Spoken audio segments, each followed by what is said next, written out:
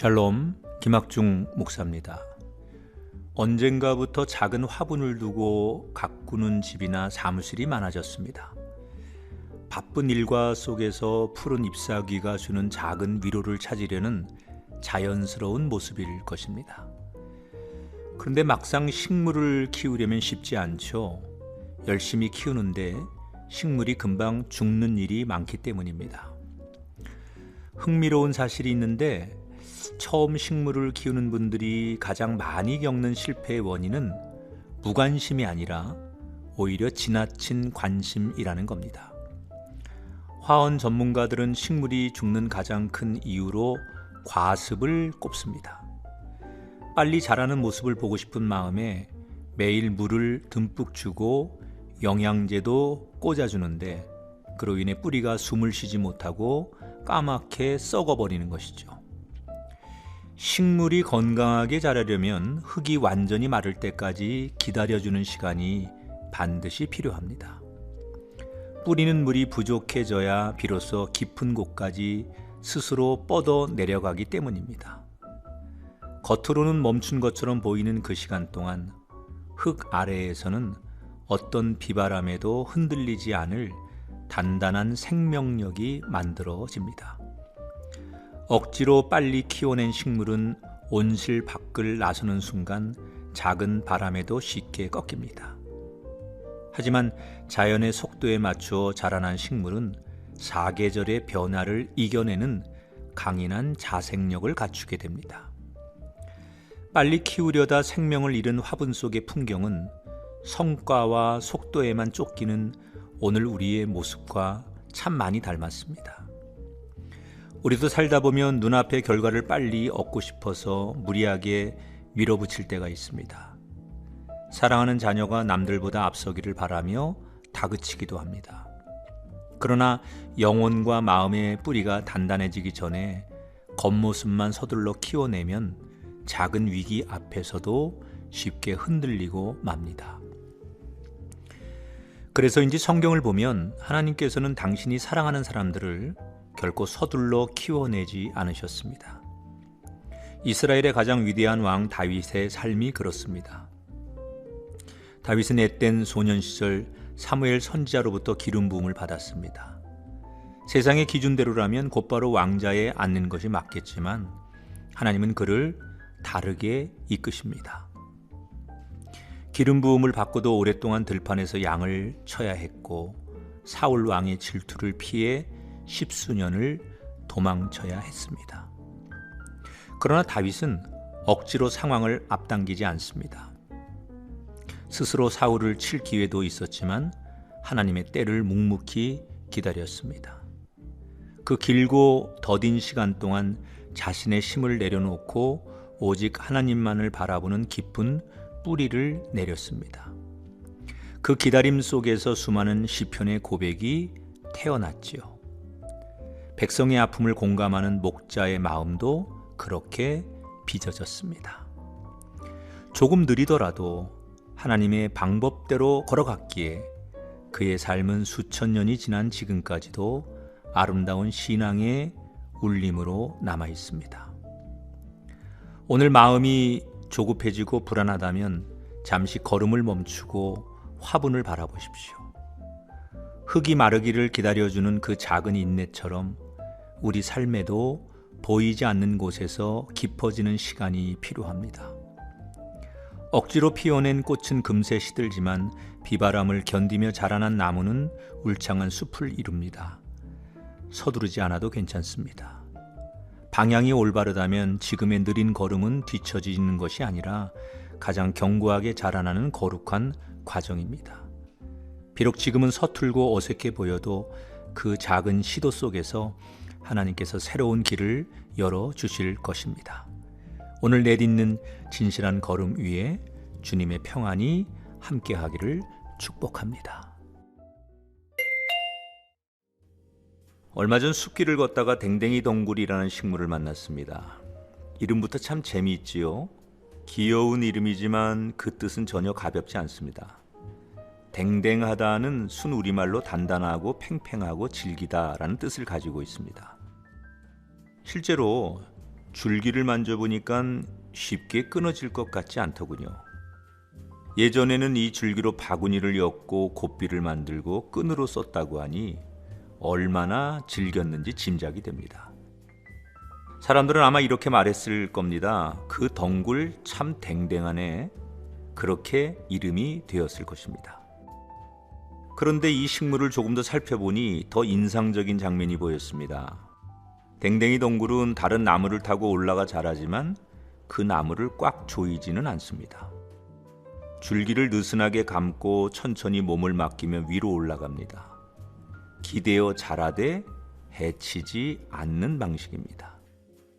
얼마든지 조일 수 있을 것 같은데 그러지 않습니다.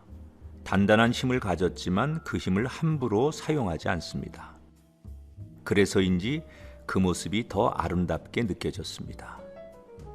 힘이 없어서가 아니라 힘을 절제할 줄 알기 때문입니다.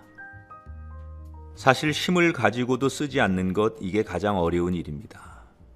우리는 흔히 단단함을 강함과 동일하게 생각합니다. 더 세게 붙들고 더 확실히 쥐고 더 강하게 주장해야 안전하다고 여깁니다. 관계에서도 그렇습니다. 책임이라는 이름으로, 사랑이라는 이름으로, 걱정이라는 이름으로 상대를 꽉 감아버리곤 합니다. 혹시 놓칠까봐, 멀어질까봐 말입니다.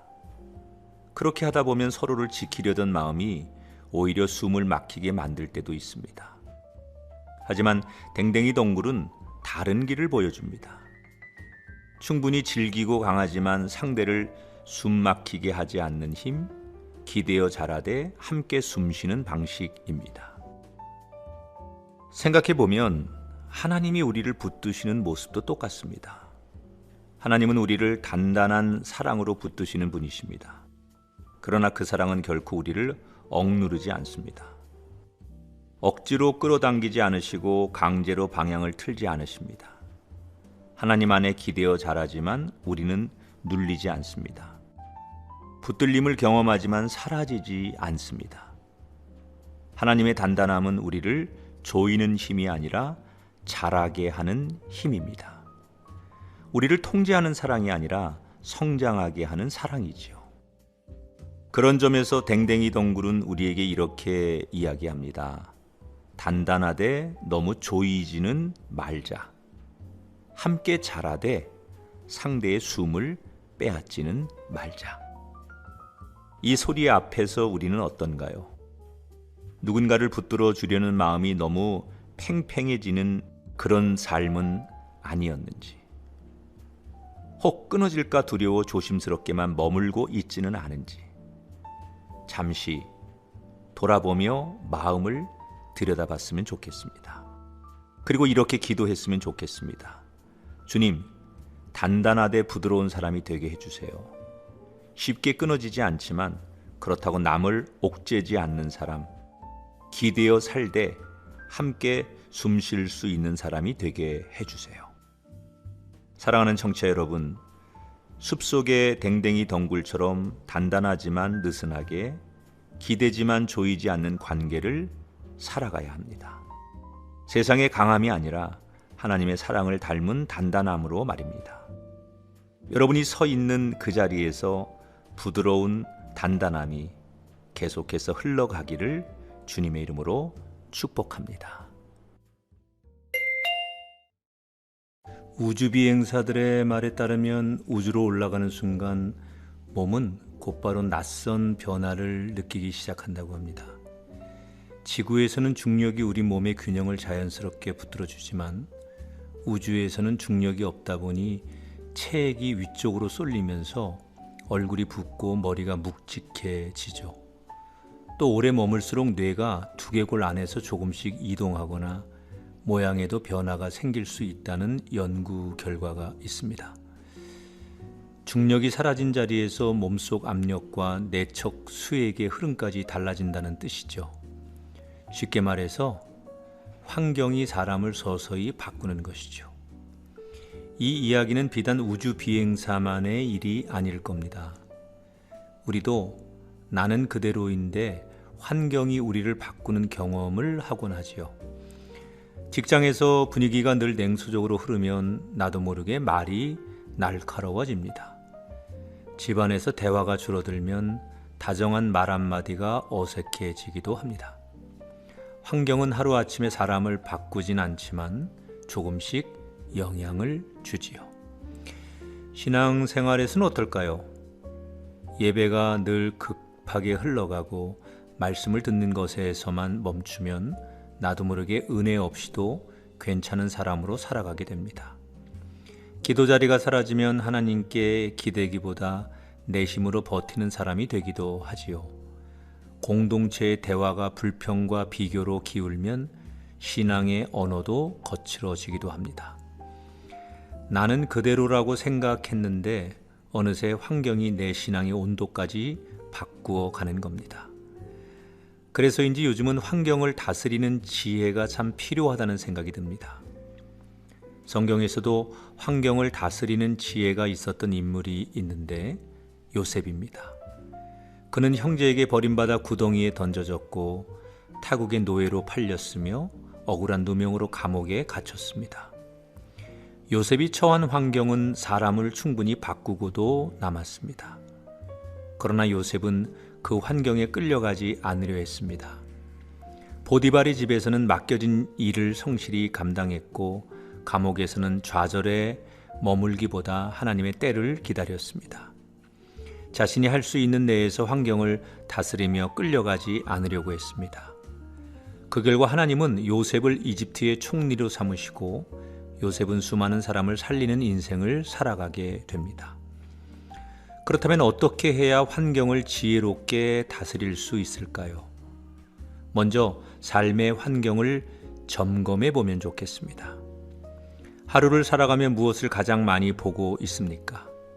어떤 사람과 오래 머물고 있습니까? 만약 그것들이 내게 부정적인 영향을 준다면 의도적으로 접촉을 줄이고 하나님 안에서 나를 회복시키는 시간과 공간을 의도적으로 늘려보면 어떨까요? 우리의 환경을 지혜롭게 다스려 보는 겁니다. 예배의 자리를 지키고 말씀을 읽는 시간을 정하고 기도의 자리를 작게라도 다시 세워보십시오. 하루 5분이라도 말씀 한 구절을 붙들고 짧게라도 기도해보는 환경을 만들어 보십시오. 그렇게 환경을 다스리면 그때부터 변화가 시작됩니다. 환경이 나를 지배하지 못하게 되지요. 나의 삶을 하나님 뜻 안에서 이끌어갈 수 있습니다.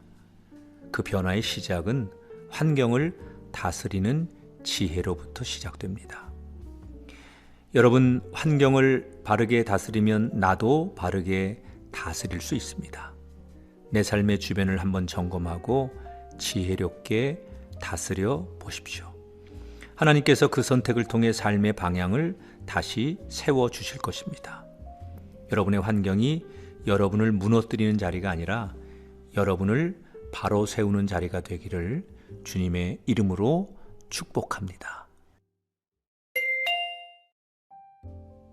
장기간 주차해 둔 차를 오랜만에 움직이려고 할 때 분명 엑셀을 밟았는데도 차가 쉽게 나가지 않는 순간이 있습니다. 바퀴가 어디엔가 붙어 있는 것처럼 차가 움직이지 않고 그러다 엑셀을 강하게 밟으면 어느 순간 퍽 하는 소리와 함께 차가 갑자기 앞으로 나갑니다. 한번 움직이고 나면 다시 괜찮은 것처럼 움직여서 더 당황스럽습니다. 아무리 살펴보아도 분명 차는 멀쩡해 보이는데 평소에는 가볍게 나가던 차가 그날만은 이상하게 더 힘을 줘야 움직입니다. 혹시 여러분은 이런 경험이 있으신가요? 이런 현상을 브레이크 고착 현상이라고 합니다. 차를 오래 세워두는 동안 습기나 녹 때문에 브레이크 패드가 바퀴 안쪽 금속판에 달라붙는 경우가 있는데 그러면 처음 출발할 때 바퀴가 쉽게 돌지 않습니다. 특히 비가 온 뒤나 습한 날씨에 장기간 주차한 뒤에는 이런 현상이 더 자주 나타납니다. 차는 앞으로 가려고 하는데 브레이크 쪽에서 계속 붙잡고 있으니 처음 출발하는 순간이 불안정해지는 것입니다. 만약 여러분의 차에 브레이크 고착 현상이 발생한다면 어떻게 해야 될까요? 당황하며 엑셀을 세게 밟기보다 먼저 차 주변이 안전한지 확인하고 천천히 움직여 보는 것이 필요합니다. 그리고 차가 움직인 뒤에는 곧바로 속도를 올리지 말고 잠시 천천히 주행하면서 브레이크가 정상적으로 작동하는지 살펴보아야 합니다. 바퀴 쪽에서 열이 많이 나거나 타는 냄새가 나거나 차가 한쪽으로 쏠리는 느낌이 있다면 그냥 넘기지 말고 점검을 받아보는 것이 좋습니다. 장기간 주차를 자주 해야 한다면 가능한 범위에서 일정한 간격으로 차량을 운행해 제동장치가 오래 붙어 있지 않게 하는 것도 도움이 됩니다. 가만히 생각해 보면 이런 브레이크 고착 현상은 사람의 마음에서도 비슷하게 일어납니다. 겉으로는 잘 살아가는 것처럼 보여도 안에서는 오래 붙어 있는 감정이 있을 때가 있죠. 풀지 못한 서운함, 오래된 피로, 말하지 못한 억울함, 미뤄두었던 두려움 같은 것들입니다. 평소에는 괜찮은 듯 지나가지만 어느 날 비슷한 상황을 만나면 마음이 갑자기 움직이지 않습니다. 해야 할 말이 막히고 기도도 잘 이어지지 않고 작은 일에도 마음이 쉽게 흔들립니다. 겉으로는 멀쩡한데 안에서는 오래된 감정이 삶을 붙잡고 있었던 것입니다. 성경은 그런 마음을 오래 붙들고 있지 말라고 말합니다. 에베소서 4장에서 바울은 해가 지도록 분을 품지 말고 마귀에게 틈을 주지 말라고 권합니다. 마음에 오래 붙들고 있는 감정이 결국 삶 전체를 흔들 수 있다는 뜻입니다. 그래서 믿음은 내 감정을 모른 척하는 것이 아니라 주님 앞에서 빨리 다루는 것입니다. 오래 붙들고 버티는 것이 강함이 아니라 주님께 가져가 맡기고 내려놓는 것이 진정한 강함입니다. 여러분, 이번 한 주는 내 마음을 오래 붙잡고 있는 것이 무엇인지 조용히 돌아보시면 어떨까요? 내가 어떤 순간에 유난히 예민해지는지, 어떤 일 앞에서는 자꾸 피하고 싶어지는지, 마음이 무거워지는 자리가 어딘지 천천히 살펴보는 겁니다. 그리고 그 이유를 먼저 주님 앞에 그대로 올려 드리십시오. 주님, 제 마음이 오래 멈춰 있습니다. 이 마음을 만져주세요.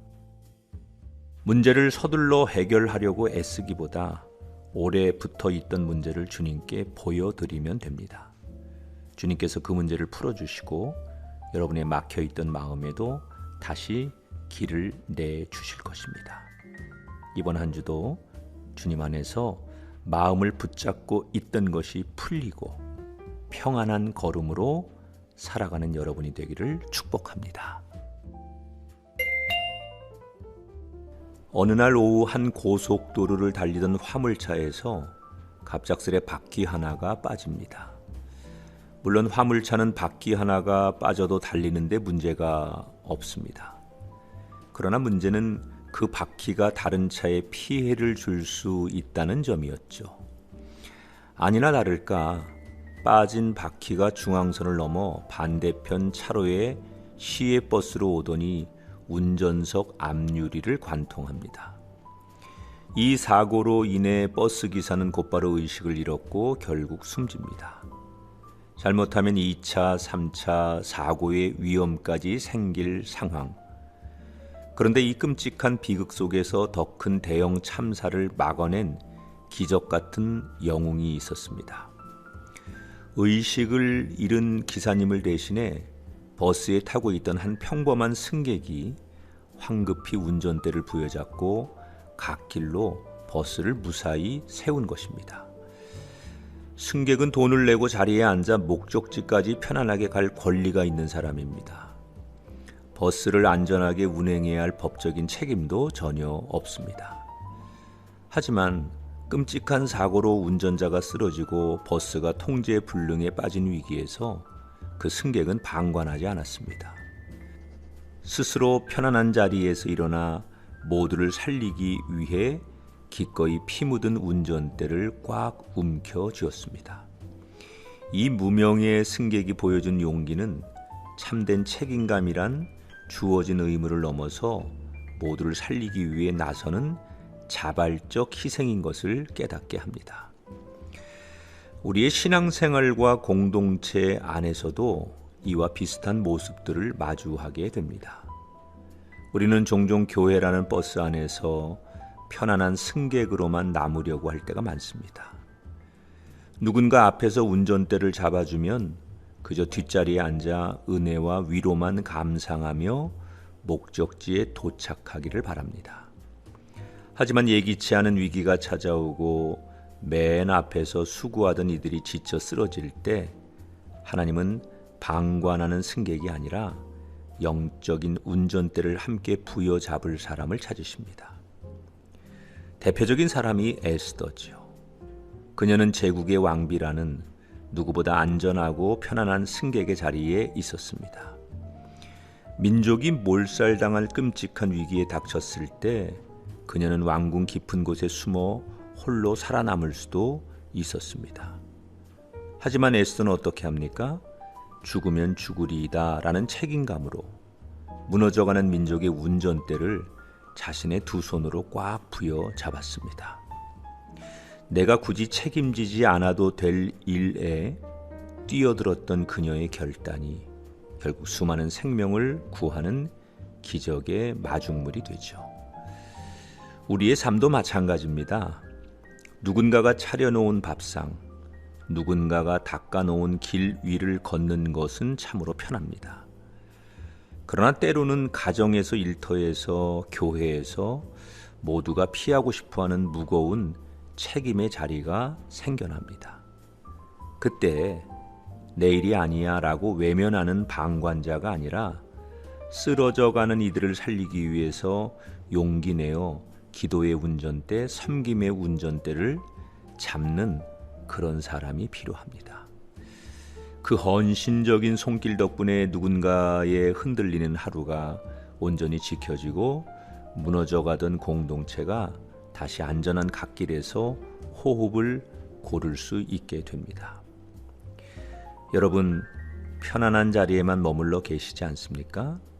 지금 여러분의 가정과 공동체에서 누군가 놓쳐버린 운전대를 대신 붙잡아 주어야 할 곳은 어디인지 조용히 돌아보십시오. 비록 눈에 띄지 않고 아무도 알아주지 않는 자리일지라도 사랑과 책임으로 꽉 움켜진 여러분의 두 손이 누군가의 생명을 살리고 하루를 지켜낼 것입니다.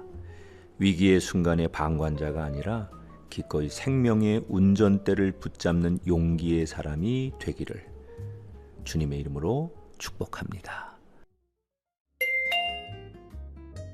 최근 국제 뉴스를 보며 참 마음이 무겁고 복잡해지는 소식을 하나 접했습니다. 현재 벌어지고 있는 미국과 이란의 무력 충돌 과정에서 미군이 클로드라는 인공지능을 타격 목표 설정과 정보 분석에 활용했다는 사실이 알려지면서 전 세계적으로 큰 논란이 일고 있습니다. 이 상황을 두고 찬반 양론이 팽팽합니다. 한쪽에서는 수많은 위성 데이터와 첩보를 순식간에 분석해 작전의 효율성을 극대화할 수 있다고 찬성합니다. 하지만 다른 한쪽에서는 사람의 생명이 오가는 끔찍한 전쟁에 AI가 개입하는 것은 통제할 수 없는 윤리적 재앙이라며 강하게 우려하고 있습니다. 심지어 이 AI를 개발한 회사조차 살상 무기나 군사적 사용에 반대하며 정부와 법적 갈등을 빚고 있다고 하니 참으로 씁쓸하고 아이러니한 상황이 아닐 수 없습니다. 저는 이 논란을 지켜보며 인류의 뼈아픈 역사가 다시 한번 반복되고 있다는 생각을 지울 수 없었습니다. 인류 역사상 획기적인 기술 문명의 발전은 언제나 개발자의 처음 의도와는 전혀 다른 예상치 못한 방향으로 흘러가곤 했기 때문입니다. 까마득한 옛날 인류가 처음 철을 다루기 시작했을 때를 생각해 보십시오. 단단한 철제 농기구는 농업혁명을 일으켜 굶주리던 인류를 배불리 먹여 살렸습니다.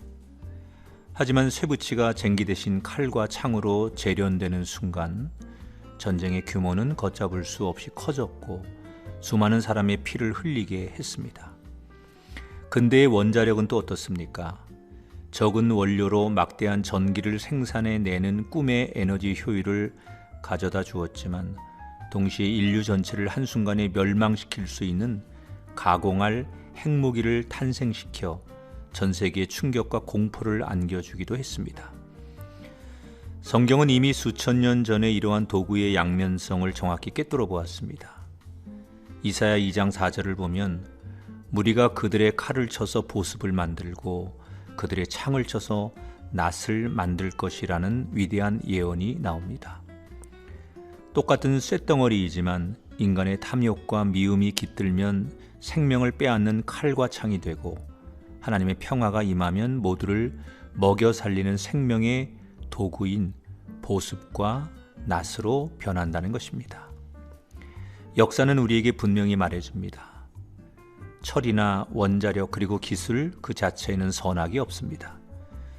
진짜 중요한 문제는 결국 그 도구를 쥔 인간의 마음의 방향입니다. 지금 우리가 마주한 AI 시대에도 마찬가지입니다. 인공지능은 과거의 철이나 원자력과는 비교할 수 없을 만큼 강력한 가능성을 가진 도구입니다.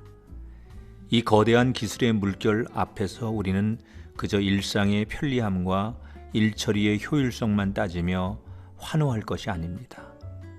이 엄청난 힘이 사람을 해치는 도구가 되지 않도록 인류의 생명과 존엄을 지키기 위해 그 어느 때보다 뼈를 깎는 윤리적 고민과 심혈을 기울여야만 합니다.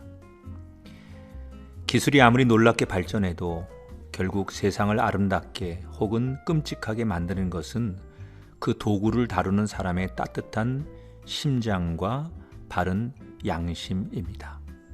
오늘 하루 내 손에 들려진 작은 도구와 무심코 던져지는 말 한마디로부터 누군가를 상처 입히는 무기가 아니라 곁에 있는 이를 살리고 세우는 따뜻한 농기구로 쓰이기를 바랍니다.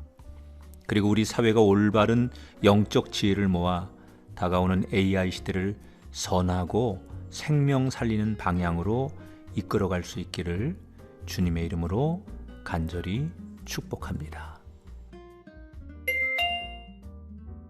한때 캠핑이 큰 인기를 끌더니 요즘은 그보다 조금 더 단출하고 새로운 방식이 사람들의 마음을 끄는 듯합니다. 바로 백패킹입니다. 백패킹은 필요한 짐을 배낭 하나에 넣어 짊어진 채 산에서 하룻밤을 보내는 여행입니다. 텐트와 침낭, 버너와 식량까지 챙기면 배낭은 금세 무거워집니다. 어깨는 짓눌리고 숨은 차오르며 오르막은 생각보다 더 길게만 느껴집니다. 그런데도 사람들은 기꺼이 그 길을 선택합니다. 왜냐하면 조금 힘들어도 그 걸음 끝에서만 만날 수 있는 멋진 풍경이 있기 때문입니다. 그래서일까요? 백패킹을 하는 사람들에게 들어보면 백패킹의 매력은 힘들게 올라간 끝에 마주하게 되는 풍경에 있다고 말합니다. 힘겹게 산을 올라간 끝에 맞이하는 고요한 밤, 불빛 적은 하늘 아래 머무는 시간, 그리고 새벽을 지나 마주하는 아침 햇살은 편안한 여행에서는 얻기 어려운 선물처럼 다가옵니다. 그래서 백패킹을 하는 사람들은 발밑만 바라보며 걷기보다 자신이 갈 곳을 바라보며 한 걸음씩 나아간다고 합니다. 지금의 고단함보다 끝내 닿게 될 곳을 바라볼 때 다시 걸어갈 힘을 얻기 때문입니다. 생각해본 우리 삶도 백패킹과 닮은 것 같습니다. 사람들은 누구나 저마다의 짐을 지고 살아가지요. 책임도 지고 후회도 지고 오래 남은 미안함도 지고 갑니다. 아직 풀리지 않은 문제 때문에 무거운 마음을 지고 가는 날도 있습니다. 사는 일이 유난히 버겁게 느껴지는 날에는 왜 내 어깨의 짐만 더 무거운 것 같은지, 그런 날에는 서러워서 속으로 눈물을 삼킬 때도 있습니다. 그래서 우리는 삶의 짐을 벗고 싶어 합니다. 그러나 알고 보면 삶의 짐을 벗는 것보다 더 중요한 게 있습니다. 바로 그 짐을 지고 어디를 바라보며 걷는지가 더 중요합니다. 백패킹을 하는 사람들은 힘겨운 길을 오르면서도 자신이 향할 곳을 바라보기 때문에 다시 걸어갈 힘을 얻습니다. 우리 삶에도 그런 바라봄이 중요합니다. 중요한 것은 짐이 없느냐가 아닙니다. 그 짐을 지고 어디를 바라보며 걸어가느냐입니다. 성경에 나오는 요셉도 무거운 인생의 짐을 지고 살아갔던 사람입니다. 그는 형제들의 미움을 받았고 타국에 팔려갔습니다. 또한 억울한 누명으로 감옥에 갇히기도 했지요. 그의 삶은 쉽게 이해할 수 없는 시간의 연속이었습니다. 그러나 요셉이 끝내 무너지지 않을 것 같았던 발밑의 현실만 보며 살지 않았기 때문이죠. 그는 하나님께서 자기 삶을 붙들고 계심을 바라보는 사람이었습니다. 우리도 그럴 때가 있습니다. 설명할 수 없는 시간을 지나가면서도 하루를 살아내야 할 때 그럴 때가 있죠. 그럴 때 필요한 것은 거창한 해결책보다 숨을 고르는 짧은 기도일지 모릅니다. 하나님, 오늘도 저를 붙들어 주십시오. 그 한마디가 삶을 단번에 바꾸지는 못해도 숨을 고르고 다시 한 걸음을 내딛게 합니다. 그리고 그런 한 걸음들이 모인다면 언젠가는 내가 바라보는 곳에 도착하게 됩니다. 여러분, 인생은 긴 백패킹과 같습니다. 어깨를 짓누르는 짐이 쉽게 가벼워지지 않는 날도 있고 길이 끝날 것 같지 않은 날도 있습니다. 하지만 그렇다고 해서 늘 고개를 숙인 채 발밑만 보며 걸어갈 필요는 없습니다. 하나님 안에서 우리가 바라봐야 할 것을 놓치지 않고 걸어간다면 그 걸음 끝에서 하나님이 예비하신 풍경을 만나게 됩니다. 앞으로 하나님과 함께 아름다운 걸음을 이어가실 여러분들을 진심으로 주의 이름으로 축복합니다. 저는 꿈의 교회 김학중 목사입니다.